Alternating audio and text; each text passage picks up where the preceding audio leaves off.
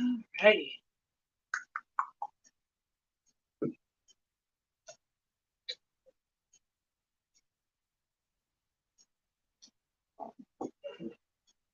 So while this live is going on, I'm definitely going to be checking in on comments and everything, make sure the feed is going all right. But I'm going to be doing stuff around the house. But yeah, we're going to try a little experiment. We're going to see if some of my female hissers would be interested in some applesauce. And this brand is the Go-Go Squeeze. Give me 5. So it's a blend of apple, mango, strawberry, peach, and banana. So we'll see how they get on with that. All right.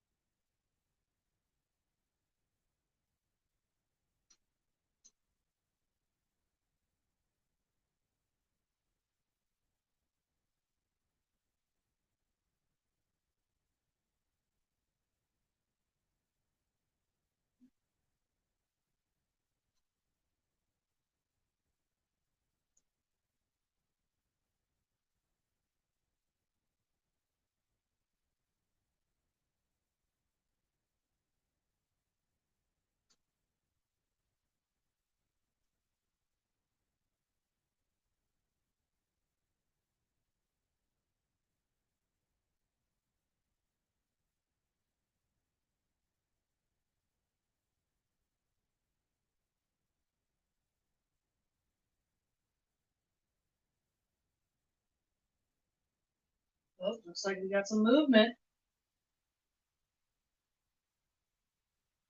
Oh, looks like we got a taker.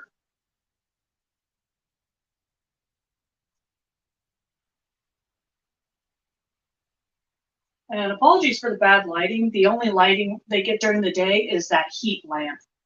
Because my hissers are a tropical species. They come from the island of Madagascar. So they do require some heat during the day. I know some keepers will keep them at an ambient temperature. I sometimes do that. It depends on how warm it is. But for right now, they're sitting at well, at least at that hot spot, it's about 85, but the rest of the enclosure is probably in the high 60s, low 70s.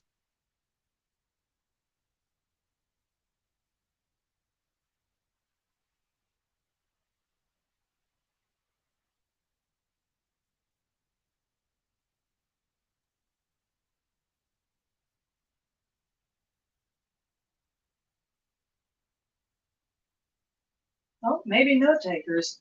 They are curious about it. That is a good thing. But also, hissers are nocturnal, so I don't really expect too many of the ladies to be out this early.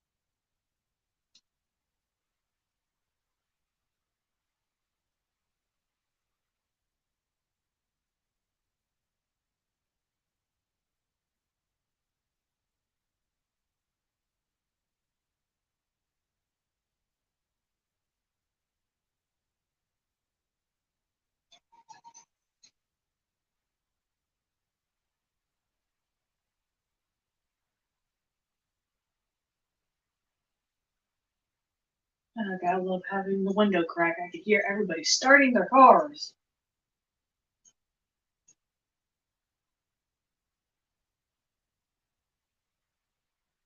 I'm trying to look at emails here.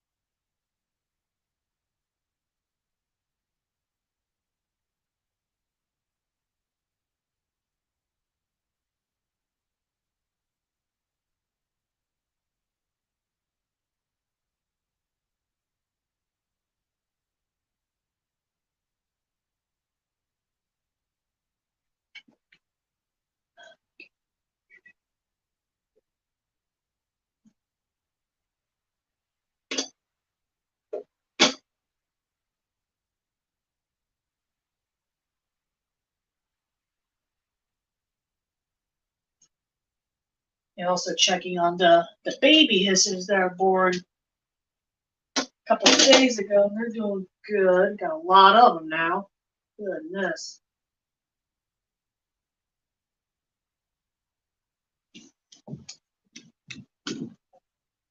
All right.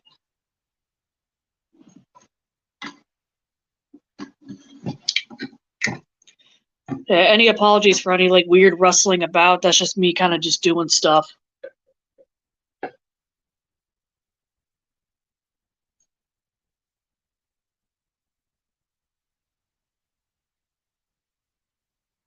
Making sure everything's copacetic over here.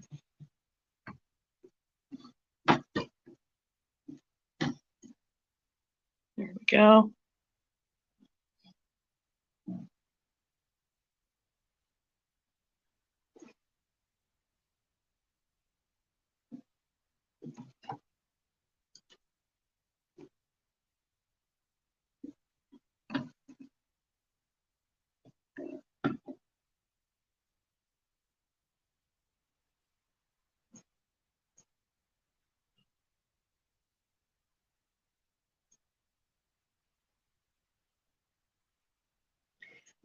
Try to see what I could do to get some better lighting in here.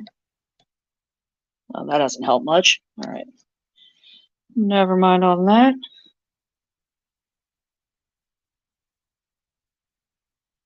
What I can do, hopefully not burn myself with this lamp, because the lamp is hot, hot, hot. At least the metal part is to the touch. There we go. Got a little bit better lighting. All right.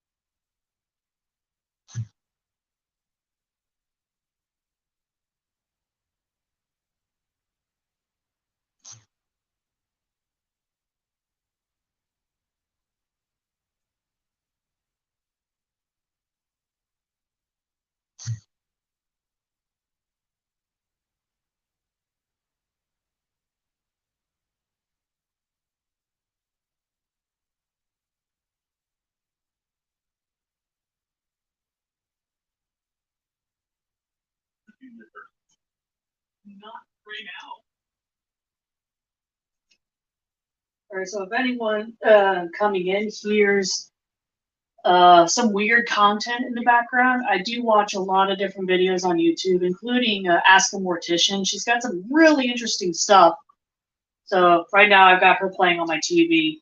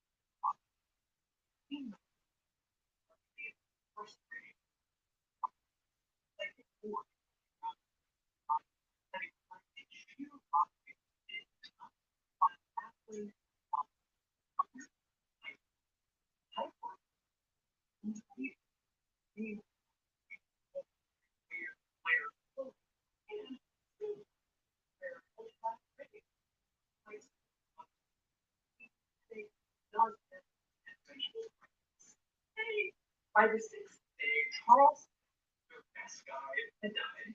There were two Miwok Native Americans with the group. Salvador knew the land better, but they spoke on English. These problems combined to set miles off. Starvation was beginning to set. It's possible to live. I just realized the irony that I have a stream running for my sister's eating, and I'm watching a video about the Donner Party.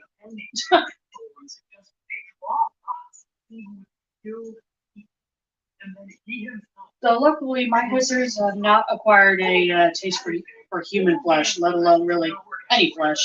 They didn't end up, but things rapidly deteriorated. On the ninth day of their Christmas, Franklin Graves died at the party's camp, cradled by his daughter Sarah and Marianne. As he died, he begged them to eat his flesh or to survive. Antonio, like a Mexican man, had already died earlier that day.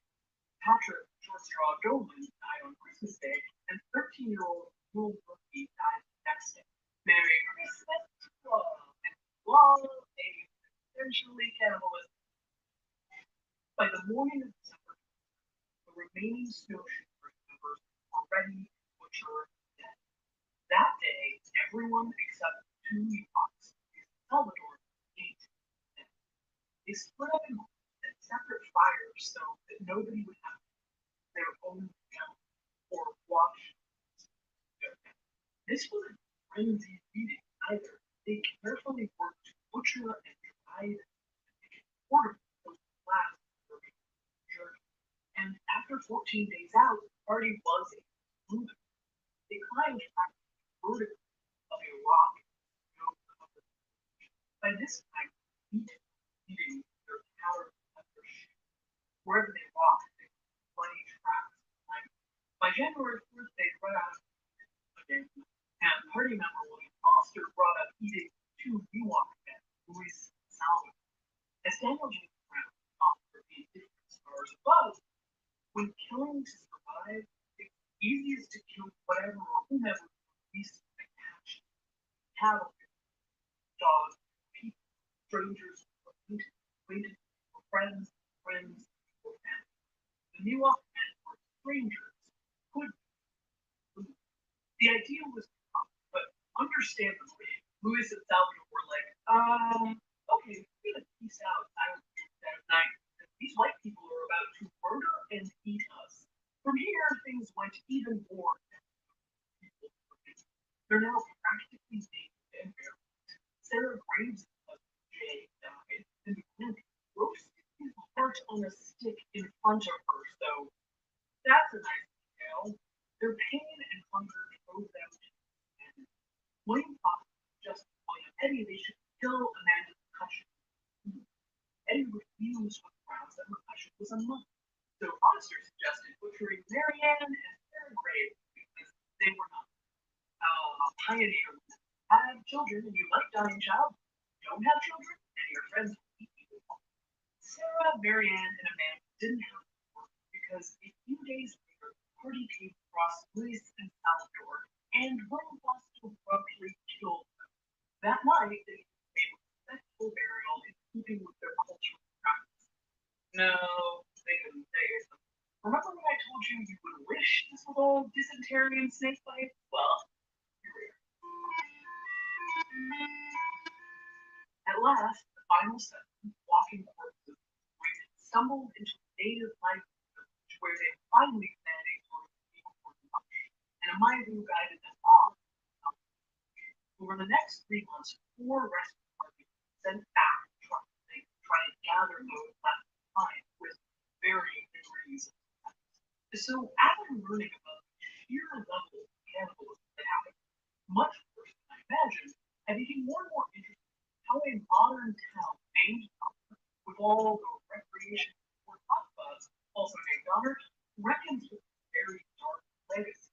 We're at the Donner Museum now, and at a certain point, it was rebranded the Immigrant Trail Museum, which makes it seem like they're trying to avoid the C word. Now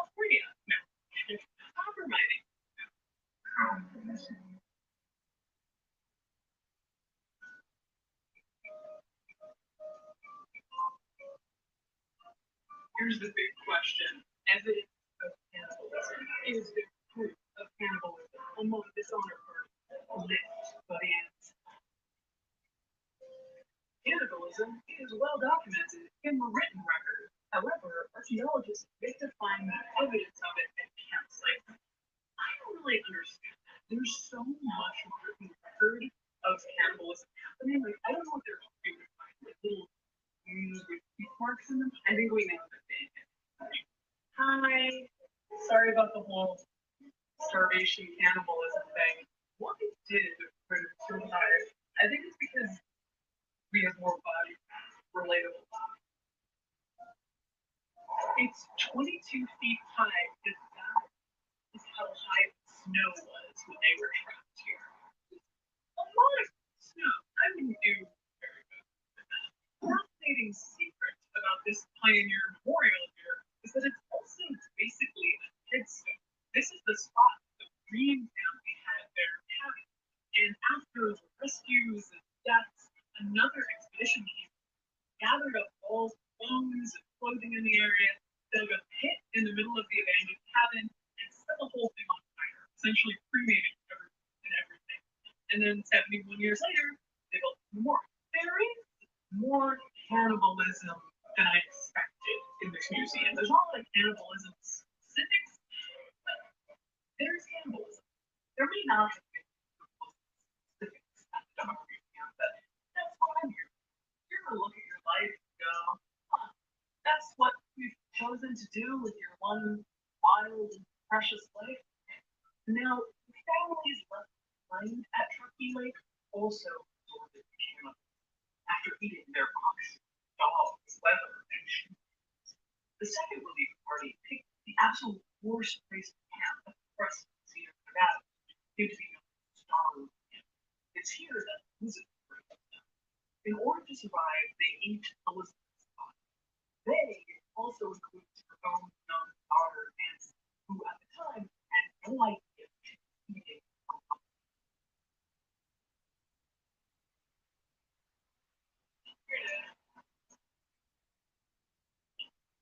The Murphy cabin was built right over this. It's a big rock. See how it would block wind, but I think it doesn't work that well. You know, I like this. I feel kind of bad about giving the state park crap because this is really awesome that you can come here and see this. You think of suffering and torture, you think of dirty prison cells and torture chambers, but nature can inflict just as much suffering and pain as humanity. The trees are misery. The birds are misery. I don't think they sing, they just screech in pain. How is the psychology working when you've been systematically deprived of food and nutrition for months? You're chewing on the animal skin that forms the roof of your house. So you're willing to make yourself colder by taking the skin off the roof and just like chewing on the damn flesh. We're starving. We're so hungry. I haven't eaten since my breakfast Danish 4 hours ago, and I am getting so cranky. There's so much focus on the scandal of cannibalism, but the psychology of cannibalism and survival of cannibalism is so interesting. So, what was the psychology of the Donner? People die of starvation all the time, all over the world, and don't turn to cannibalism. I should go without saying, but I want to make it clear there are many different kinds of cannibalism. Survival cannibalism and mortuary cannibalism are fundamentally different things. I didn't know that. Well, let me tell you more. There's exocannibalism, or eating something outside of your community, perhaps intimidate or break your enemies. There's endocannibalism, that's a person inside of your community, usually the ritualistic nature. Mortuary cannibalism, perhaps to absorb loved one's wisdom or part of the mourning process. There's also symbolic, like when Catholics eat the body of Christ at Mass, and pathological cannibalism, motivated by mental, think animal lecture or Jeff Jones. But with the Donner Party, we're talking about survival cannibalism, resorting to cannibalism as a means to stay alive. The Donner Party are numbers. In 1972, a plane carrying a rugby team was followed by a crash, stranding survivors in ice. After 10 days of desperate conditions, survivors reported cannibalizing the dead. What's most interesting is why cannibalism happens so quickly. We know that they have water people survive a pretty long period without food. Have you seen survivors? Naked and afraid. For the case of the snowshoe, the ones going for help, they could only run out of food something like 6 days prior. But there's more here. Many adults, they were staying alive to save children. Half of the Donner Party were for 18. So they were surviving not just for themselves, but for their family and loved ones desperately waiting for help back in the lake. Also, and this is my mind, they believed that the people who were dying, the people whose bodies they eventually ate, died of starvation. When you see people around you dying of starvation, you have to say to yourself, I better eat them, or of course I'm next to go. But in reality, those who died have probably died of hypothermia, not starvation. But they didn't know that. They were so hungry, it seemed logical. Couldn't medically make that distinction anyway. Only 40 members of the Donner Party survived beyond that age of 1847.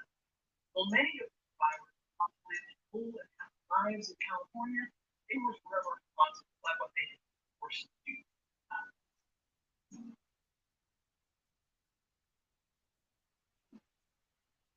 I don't know what I was going to find. I didn't even know here a month ago. And now that I know that it's here, I mean, this dot where the actual Donner Party cabins were, right in this field behind me, and it's snowed out and there's no one here. I really thought it was going to be more like Salem here. I thought it was going to be more tangy, more ostentatious, more touristy. But in fact, it's kind of a she wellness-focused mountain town. And I understand when people would want to focus on cross-country skiing rather than eating your brethren out of desperation, even though everything's named Donner, the Donner Party seems to be an afterthought. It's a Sunday. Where are all of the families? Where are all the cannibals? Where are all the cannibal spirits? Would anybody like cannibal spirits? I think maybe they could have more people if they played up Cannibal more. That's always the conversation that we're going to have about Donner Party or cannibalism. What is the line? How much is too much? How gory a detail do you get? In a way, if you're a state park, cannibalism gets butts in the seats. The native tribes that live here, the Chinese immigration, the Immigrant Trail, yes, those are all really fascinating parts of California history, but sorry. All right, everybody, I'm actually going to try something, so I'm going to move you guys into the dark for a minute.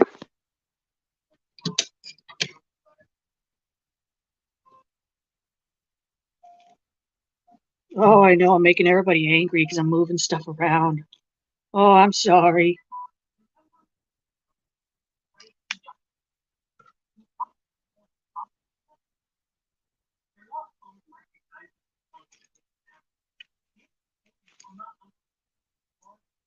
So I actually want you guys to see all the pretty ladies here. So, actually, hold on.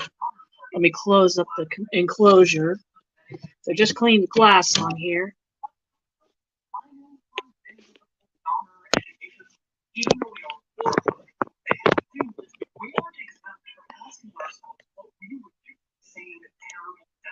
There we go. Now you guys can see how many ladies I actually have, and I have a lot. It's pretty much the same with the males, too. Just that the males are kept in a different enclosure.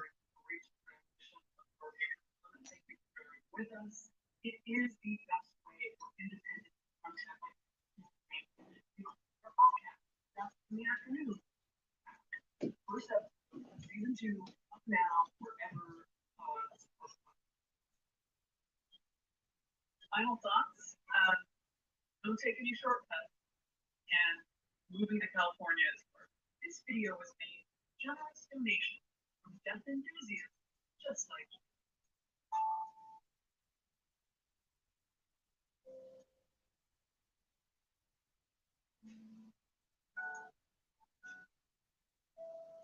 The official name of where Donner Party Camp is now Donner Camp Picnic Area. You really do the work for you.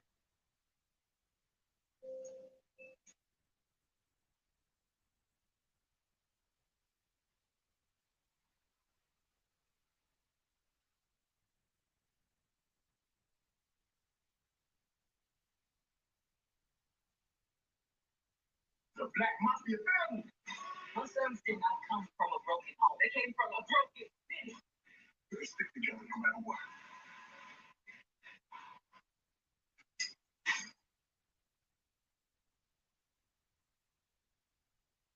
Ready to start eating healthier? Meet Kachava. Kachava is the world's healthiest all-in-one meal. A complete meal in seconds to keep you going for hours. It's made with over 70 plant-based superfoods and nutrients.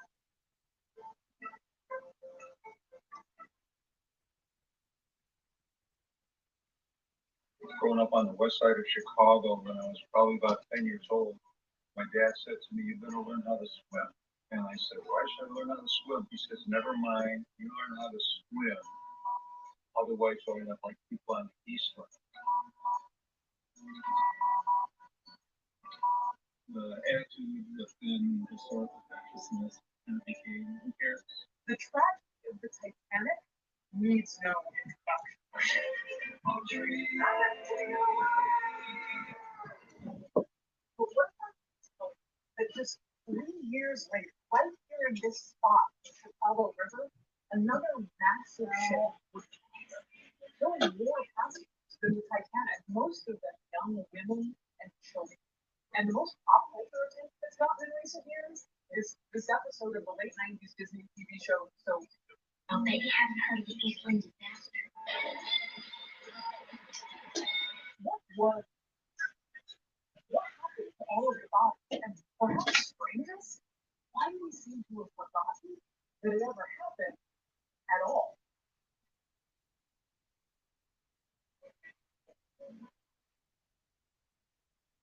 See, now you guys can at least see the histories because they love that half log for some reason. That's where they love to congregate.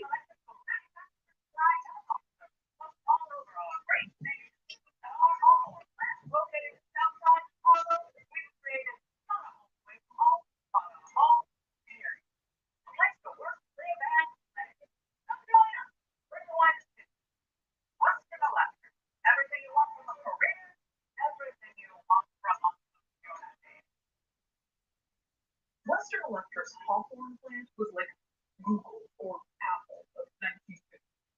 Back in their Chicago plant, there was no celebration with violence. The workers demanded shorter days, better working conditions. So Western Electric naturally started looking for a place outside the city to accommodate more work. Less drama. The neighborhood of Hawthorne, 10 miles west of the city, seemed just right. Occupying 2.3 acres, the Hawthorne plant was like a town within a town, wrote researcher and author Jay Singer. It was filled with neighbors, bonded by the fact that they were predominantly first or second generation Czech or Polish immigrants. The town within a town featured its own railroad station, athletic fields, company stores, gymnasia, ice cream parlors, laundries. Sure, working at Western Electric meant a grueling 6-day work week, but they tried to balance that with a culture that emphasized fun. A style of corporate work culture perhaps not that different from where you work right now.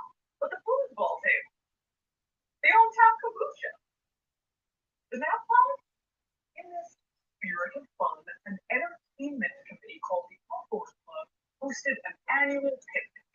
For one Saturday in the summer, all Hawthorne employees had the day off. Their only responsibility? Being fun in the sun. In 1915, the tickets were 75 cents, which got you on the boat to Michigan City, Indiana, for a day of conversation, games, swimming, maybe a bit of flirting, and socializing. It was early morning, July 24th, 1950, here along the Chicago River. There was the normal bustling of produce vendors, warehouse workers, but joining them that Saturday morning were the employees of Western Electric and their friends and their family excited for the annual picnic. It was right here that the SS Eastland was docked with 2,500 people waiting to board. We came here to the river with Ted Robbins, the executive director of Eastland Disaster Historical Society. As you'll see, Ted is both a historian and passionate defender of the Eastland's memory. On that morning, the Eastland was docked Clark and LaSalle on the south bank of the river, tied to the wharf by 5. The Eastland begins boarding at 6:40 a.m. 13-year-old Bobby Onstad could barely contain her excitement. Her uncle Olaf took Bobby, her mother, and her 9-year-old sister Solveig to the picnic, and their family had arrived at the be some of the first aboard and get the best seats. As they climbed onto the ship, Bobby's mother, Marianne, commented she didn't like the feel of the East. Marianne grew up the daughter of a fisherman in Norway and spent a harrowing 2 weeks aboard a ship emigrating to America when Bobby was a baby. Marianne had the feel for boats, and this one didn't feel right for her. She told her daughter, "There are many people on this boat. Only 1 minute into boarding, Eastland already starts to lean starboard, meaning toward them. The loading of the ship has to be put on hold in an attempt to fix the leak, known as a list. Less than 15 minutes later, she lists again, this time to port, away from them. On the Eastland, the ballast was huge tanks in the bottom of the ship that emptied or filled with water in an attempt to keep the ship balanced. It was far from an exact science. It was the chief engineer's job to basically eyeball tanks and fill them working. What are the passengers thinking as their boat is slowly starting to leave to the side? It's documented in historical records that the passengers kind of thought it was like an amusement ride. As they lean toward the river, they go, ooh, ooh, and then when it rolls back and straightens, there's a comes out from the crowd. Passengers are really unaware of what's about to happen.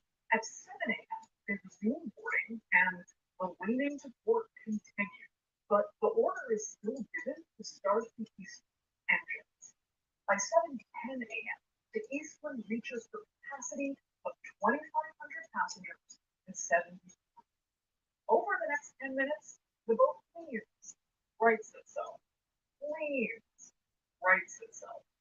By 7:20 a.m., up on the harbor master, Adam Weckler, notices the list and yells up to the Eastland captain, Captain Pedersen, that he will not let him off unless the ship is brought back to the field.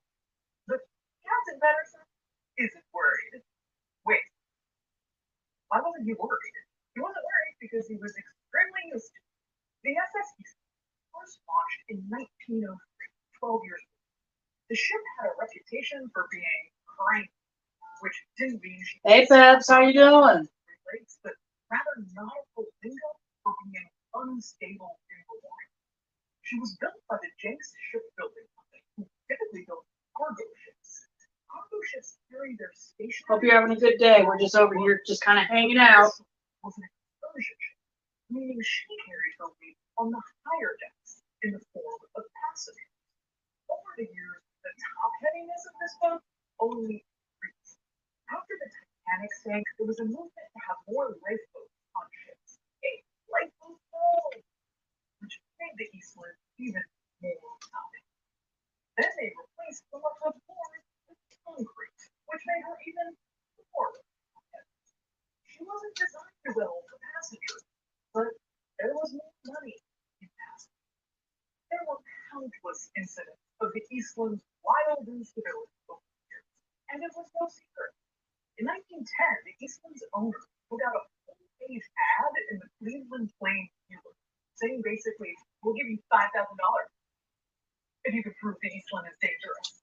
The ad called for the staunchest, fastest, and safest boat devoted to pleasure on the Great Lakes, before saying, essentially, "She has all these haters who know nothing about trying to see she's not safe, and you cannot prove anything." The instability was so commonplace that morning on the Chicago River, Captain Pedersen continues right on preparing to depart, even as water is coming on to the main deck. By 7:27 a.m., the list is so great that the passengers on the highest deck are asked to move starboard, but because of the now 40-degree list and the slippery deck, they can't move. The passengers do not panic. The Eastland band plays ragtime, and people try and stay lighthearted and joke about the ship's speed. To this day, history remembers that it was a sudden rush of passengers to the riverside of the ship. Absolutely, that did not happen. If you pull the transcript from both the criminal trial and the civil trial, every eyewitness testified under oath that they observed no sudden movement of passengers on the ship. That's means no blaming the passengers themselves for what was about to happen. By 7:28 a.m., the Eastland is listing at 45 degrees. Glasses and plates fall from their shelves. The band stops playing right in the middle of the spot. A refrigerator slides forth, rushing to me. Water is coming in from the gangway and from the portal. Now the passengers definitely know something is wrong. Passengers raced for the main staircase, but the rush caused a deadly bottleneck that trapped, crushed, and would eventually drown many. According to the Chicago Tribune, this staircase is where most of the bodies were found. The list is now at 75 degrees. People begin jumping off. Water keeps coming onto the ship, hastening the ship's roll. With a deafening snap, the piling that the ship is fastened to ripped from the. Finally, in the moments before 7:30 a.m., the SS rolls onto the port side into the unceremoniously turning over, according to a nearby policeman, like an egg in the water. The Eastland came to rest in only 20 feet of water, 19 feet away from the wharf. Even the photos. Yep, just checked on the feed. Looks like we have another taker. Strange, but somehow undramatic. To those caught in her hold and flailing in the water, they may just as well have been in the middle of the ocean. When it went over, you just imagine 1,000 plus people all raining down your way, all of the debris, the boxes, the cases of beer, the refrigerator, the piano, all of that, all the people coming your way. People on the riverside of the ship virtually had no chance. To the passengers trapped inside, the ship was described as a funhouse. Floors became walls, ropes became ceilings, water rushed into the compartments, throwing furniture around. The Eastland was equipped with thousands of life preservers, but all of them were locked up at the time of the disaster. The water was teeming with inside and outside of the ship. People clawing, fighting to stay afloat. They were dressed in their best clothes for the picnic, and in 1950, for women that meant layers upon layers of heavy clothing. Even if a person were able to swim, and many could not, the weight threatened to drag them down or exhaust them. And even if you were able to tread water in the river, you may be dragged under by another person holding on to you desperately for your life. One of the very few people located on the port side of the ship who survived was Jay Brown. He was plunged underwater, people grabbing his hair, his arms, and legs. In a fight for his life, Brown admitted being and punching those people off to find safety. Probably some of the most poignant words came from his testimony, and he described that by saying, "No man is a hero underwater." No man is a hero underwater. People in the building along the river washed in helpless. Merchants and workers on the wharf threw the items into the river to act as flotation devices. Wooden boxes, ladders, egg crates, life preservers. Some of the wooden boxes bashed people in the head and sent them underwater. Hundreds of chicken coops were thrown in, but around 30 passengers being saved by the coops. But with thousands of people, nothing seemed to be enough. One woman described as setting her baby on a floating deck chair in the river, pushing it towards, blowing against the bottom, sinking beneath the dark water. Trapped inside the ship, between the cabin and promenade decks, were 13-year-old Bobby Onstad and her mother Marion, the one who didn't like the feel of the ship. A strong swimmer, Bobby loved the water, and she was able to tread water with straight feeling people grab at her from every direction. Bobby's uncle Olaf dived again and again beneath the black water, thick with sewage, oil, and debris, to rescue people and bring them to the surface. Olaf saved 27 people that day, staying to help even after he was eventually rescued. Bobby waited with food, furniture, garbage, corpses floating around him, excruciating screams and pounding. The water continued to rise in her little pocket between decks. Water that was all already disgusting, dumped in from the stockyards. That beautiful green water in our footage? Yeah, the river didn't look like that in 1915. Response to the disaster was both fast and slow. By the time the ship rolled, most of the crew had fled. Their desertion was not the most heartwarming story to come out of these. Captain Patterson merely climbed over the rail as the ship did and landed on top of the starboard side of the boat. Rope Bonansinga never even got his feet wet. This is not to say all crew behaved this way. In the immediate aftermath, there was a fear that Eastland's boiler could explode, an event that could have compounded the catastrophe and killed many more people. The chief engineer, Joseph Erickson, descended into the engine and opened the boiler so they wouldn't be shocked as the cold river water flooded in. He was one of the few executive officers who stayed aboard the ship until the last moment, putting his own life at risk. At first, the police on site seemed locked into protocol, although what protocol did they have for this particular situation? They held people back, stopping them from helping, but would also not dive in. Well, hello, zombie. I just saw you in the chat. Heard about the disaster and rushed their equipment seemed What are you yelling boo at me for? But still, police held the line, not letting the welders through. Time was ticking away. Inside the hole, Bobby was wondering, are they coming for us? Do they even know we're in here? But some citizens refused to be stopped. Breaking holes. Oh, yes, you scared me so much, zombie. I am shaking in my boots, even though I'm not wearing boots. Something with a swimming wunderkind, Reggie earned the name of the human frog that day for his relentless commitment to pulling out as many people as possible from the river and he finally collapsed. Oh, question, zombie. Are you resting? Because if not, That's not yes. Question, zombie. Are you resting? And if not, you need to go rest. Eventually arrested. The reason giving he had ignored orders, stopped covering up, but really arrested. When the well let through slice into the hole, Captain Patterson pushing his way through and demanding they stop. He was the captain. Okay, take it easy because, you know, your body hates just existing. And pretty much anything will make your body just angry. One that I can only imagine caused by some sort of horror in his sight, not wild.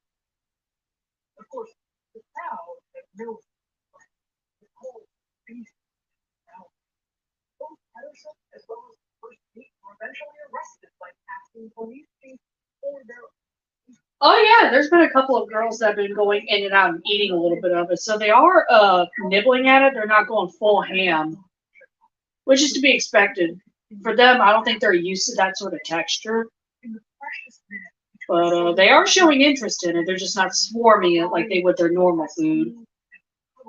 And also, it's during the day, so they're not going to be eating too much anyway.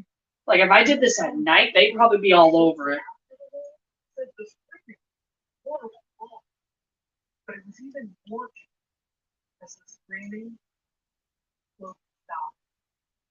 But I do plan in the future to do another stream similar to this, but I'm going to show the hisser nymphs, the little neonates, eating like a piece of lettuce or just some sort of piece of green that they're able to eat with their little tiny mouths.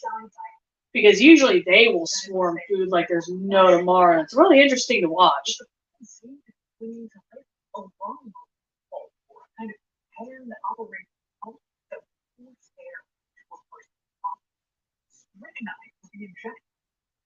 Oh yeah, the little rice hooks invasion, essentially.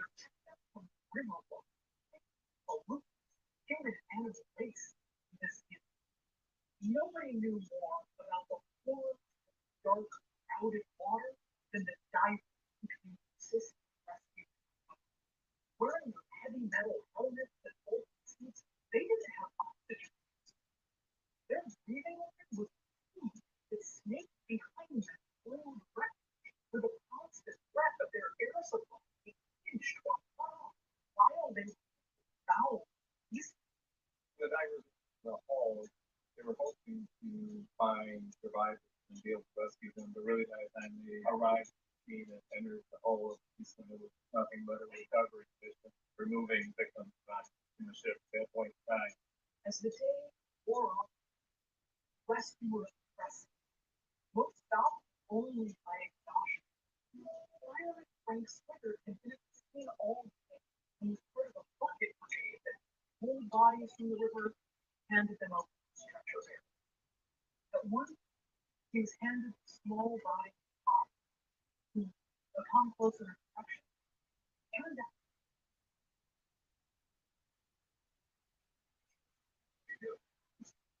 Well, that's good that he's coming over because he can help you too. However, yeah, you gotta take things slow, or your body goes into like it's gonna go into like weird shutdown mode. and your parents would make you go and don't eat. And they hated it because Kevin was the only one. So, well, Essex whale ship was kind of like that, except you were stuck with Kevin for overseas, and for Nintendo, he ate you. Yeah, I could definitely see that more so glitching out. I used to be women until I was and driving up to as the body. This was after I went for more and basically as all whole folks taking bodies Oxford, San Diego, Explain that. Histotherapy? Oh, I know what you're talking about. I don't think they're not going to go after skin. They don't eat flesh. That's the thing. Unless my feet are made of bananas or something. What I didn't realize is that one, based on a true and two, true story. When I was in Nashville, I learned that my first response was, "Oh, we're doing a video." This is a concept that has become a staple of historical events that you sort of know about, but you're sure that's the reality. They're tiny little hooked feet. Yes, the little paws.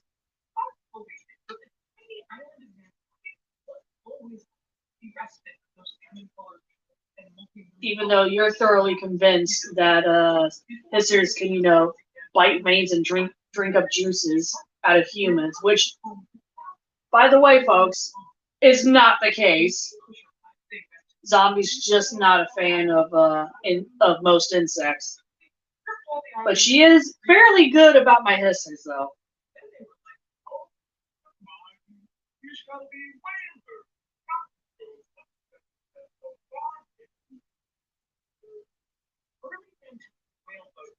Manned by 5 cosmonauts and 1 white man others. Both needed skills in whale as well as Okay, fair. And humans really do dumb stuff. right whale were named right whale because they were the right whale to kill. As the early 70s, intelligence brought this whale, but it didn't last. By the 70s, the English had pretty actively destined financial long-term operation and all the whales. Fremantle was the whaling capital of the world. Many manufacturers never lay out there. No matter, they built bigger boats. Yeah, which is understandable because you saw that documentary as a kid, so anything that looks beetle-like, you're like, nope, nope, nope, nope. Pursuing fur, which was far more desirable than white whale. Their flesh. This whale oil was used to light the world by land and Canada. It greased machinery that whale made the American possible. And so, during the 18th and 19th century, sperm whales were commercial. There's a fun fact that's why I went out for it. Sperm whale still is but it was the sperm whale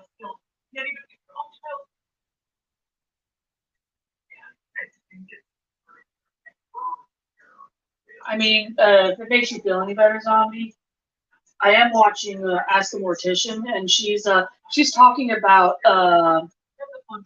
the whaling ship expedition that Moby Dick was based off of, and Caitlin is terrified of whales. But that's actually understandable because whales are huge, like ginormous. So that's actually understandable too.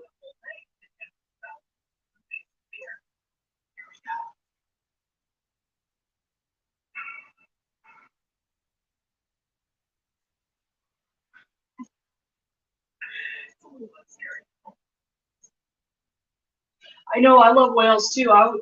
No joke, if given the chance, I would love to swim with a whale shark. Even though they're not whales, they're just giant derpy sharks, and I love them.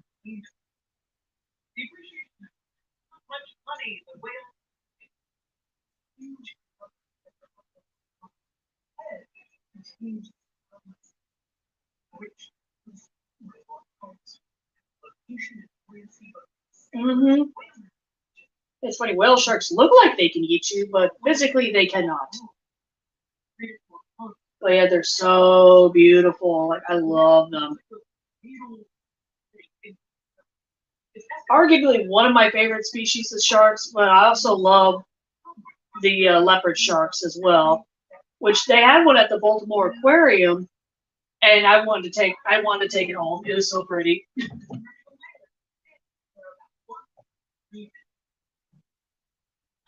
Yeah, like you get into a whale shark's mouth, they're like, yeah, just spit you back out.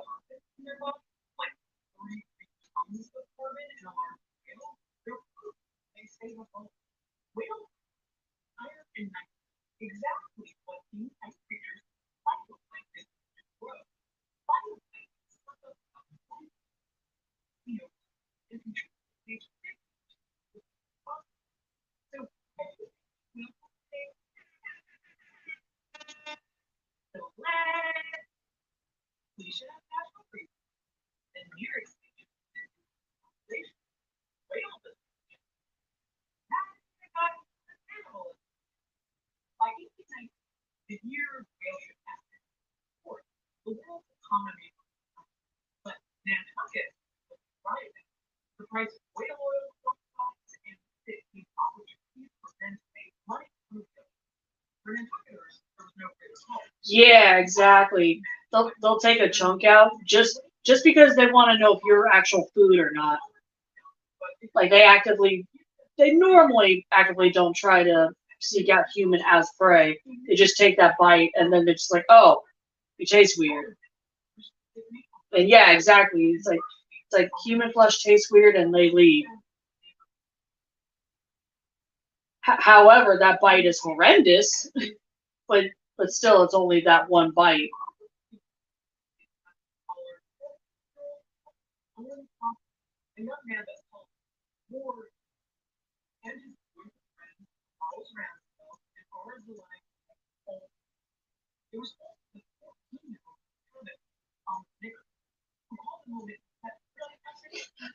Oh man, I remember at the Baltimore Aquarium just touching a stingray for the first time in my life. Yeah, they're pretty much just vibing right now, which is completely fine. I think it's some good content. You just watching some big old hissers just vibing. But yeah, the Baltimore Aquarium is great. Touching my first stingray, my first horseshoe crab, which tickling its butt was probably the funniest thing on the planet. It's just shaking its rear and like, don't touch. But also touching jellyfish too. That was pretty rad.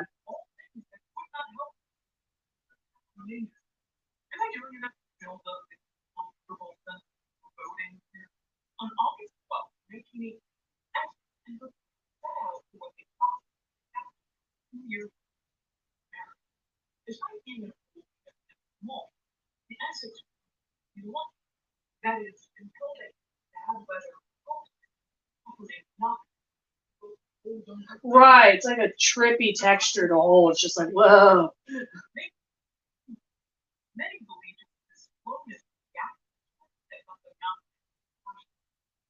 gradually the balance right to shift from the path men's would be some sail by whaleboat long third whaleboat had a successful whale.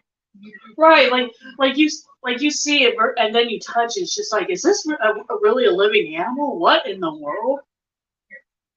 Because texturally, you think this is Jello. This is literally Jello that you eat. This is not a living, breathing animal.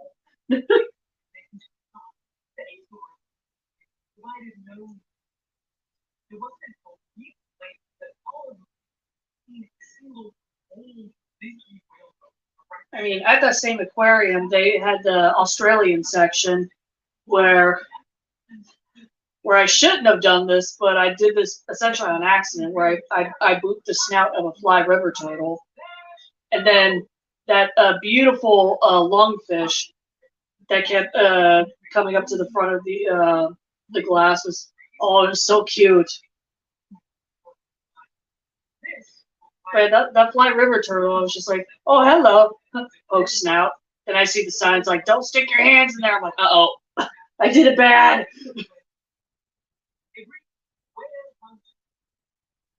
But it was great, though, essentially acting as tour guide when it came to, like, the Australian reptiles. I'm like, all right, we got a plains death adder right here.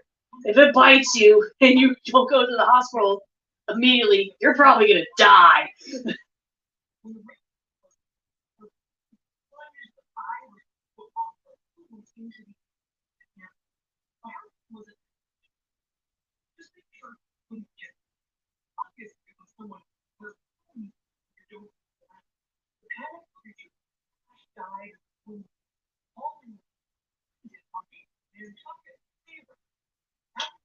I mean, understandable. The enemy's probably like, give me hand. I'm hungry. Give me hand.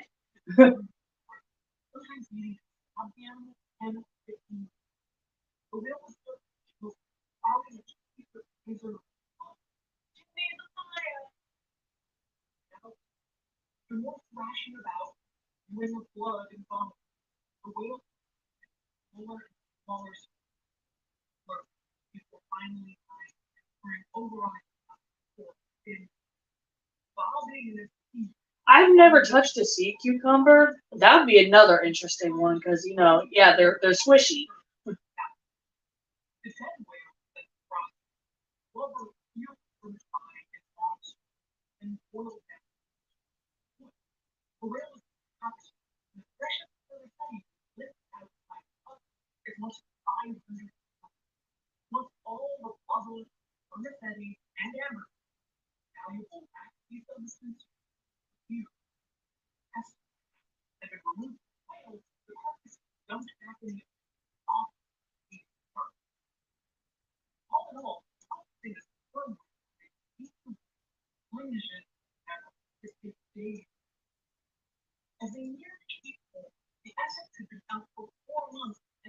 Right, right.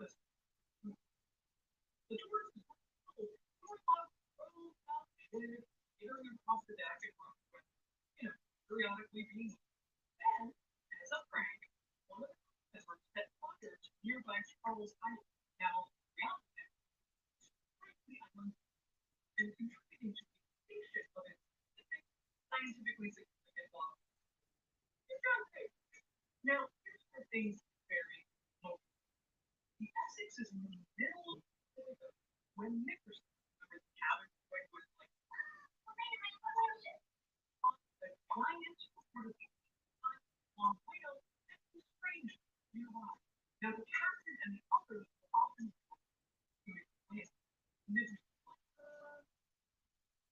the whale barrels toward the spot. First mate going chase happens to be aboard as if the whale there was crashed by another whale immediately. Not been a great day. Chase falls trying to away, but it's too late, and the enormous whale lands. The crew falls, those who are flying around. Yeah, I know that's the unfortunate thing about chronic pain. Like you know probably better than anyone that I know that you literally have to take it easy or it gets very angry for pretty much no reason. Whale, the witch bump by its passing and then reappear. Chase makes a move, lands, stop, thinking it's close. But hey, at least because I believe you said yesterday that your stepmom was getting you guys barbecue, which is good. It's a nice and tasty barbecue. Doubles and swings. Pushing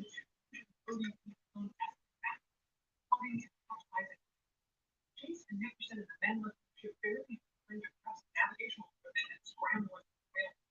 Only 2 miles away, collar, other sailors out on the whaleboat look around and go, hey, check the ship. This here, the capsized hull barely floating above. Oh, okay, gotcha. Exceeding the ship, only 10 minutes. All Chase and Austin after inquiry was use this stone. Picture. Here they come. Here's the boat. And that boat is missing. There's a whale. Not a killer. 85 tons. Now, to be fair, at the time, this was absolutely. Right. I mean, pizza is the god tier food, like the best food. Especially pepperoni pizza. That's the best of all the pizzas. I don't care what anyone says.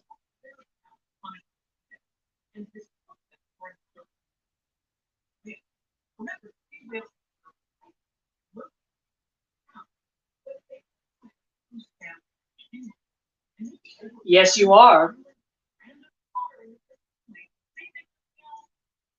Can I be a follower of Jesus too?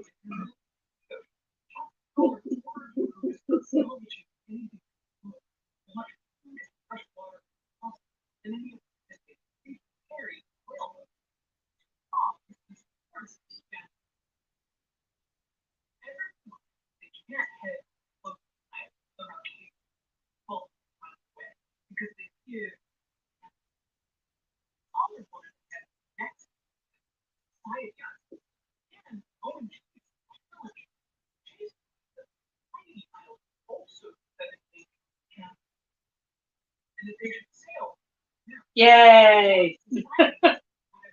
That sounds painfully stereotypically Italian now.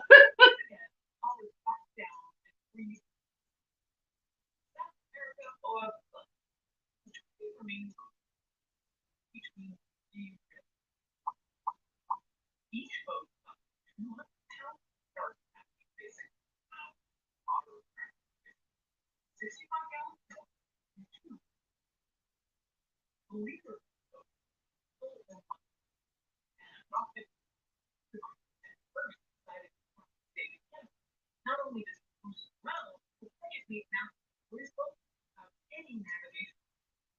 As a mercy only able to sail